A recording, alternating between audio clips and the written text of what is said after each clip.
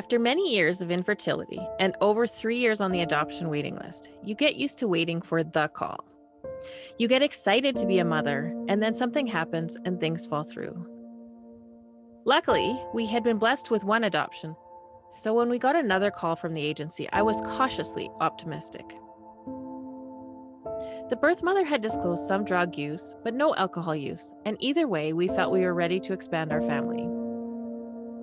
He was an easy baby, but as he got older, I started to notice things that seemed out of place. He hated wearing pajamas because of the waistband.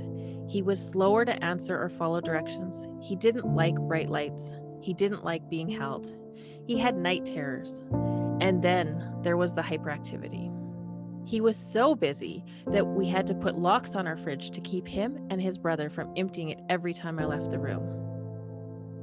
But it wasn't until I was sitting with other moms in a playgroup and watching the other kids sitting and singing songs, as he was running around and getting into everything, that it first solidified for me that something was different. A few weeks later, I was in our pediatrician's office. He had delivered my son and probably had his suspicions, so he set up an appointment for an FASD assessment. It still took a long time to confirm the diagnosis, but we felt lucky to finally have some answers. I thought that once we had the diagnosis, it would open doors to all the supports that we needed. But then I didn't really know what we needed, and I spent nights on the internet looking up acronyms and searching for help. I learned that every child with FASD has their own unique needs, so there was no roadmap to follow. The more I read, the more overwhelming it felt. No matter how much I loved my son, I couldn't fix permanent brain damage. But I was stubborn, and I would figure it out. Every time we visited our pediatrician, he would mention that although there is no cure for FASD, some medications could help.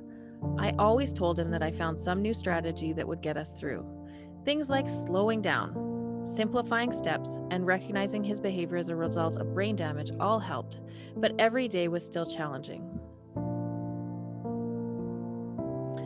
At one appointment, about a year after this diagnosis, I expected another short visit, but our doctor would come into the exam room for a few minutes and say, "I will be back," and leave again. After what seemed like hours of this, my son had practically destroyed the exam room, and I felt desperate. When he finally came in and sat down, he said, "Are you ready to talk about medication?" I realized after that appointment that I couldn't do it on my own. I would need help. I would need other people and lots of supports for my son. A few years later, as I was giving him his medication, he said, "It used to feel like I was swimming in clouds, but after taking the pills, they clear out." Now, he is in a special education class. He has learned to read and write and play with other kids. He is very empathetic and notices many little things that I never would. But I know he will need lifelong support. He has already aged out of a number of great programs, and as his mother, I am very concerned about his future.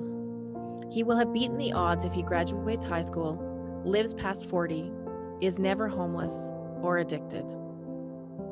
I am a researcher, I know the stats, and I know that with supports he can beat these odds. He can't change, so we need to change the world he lives in.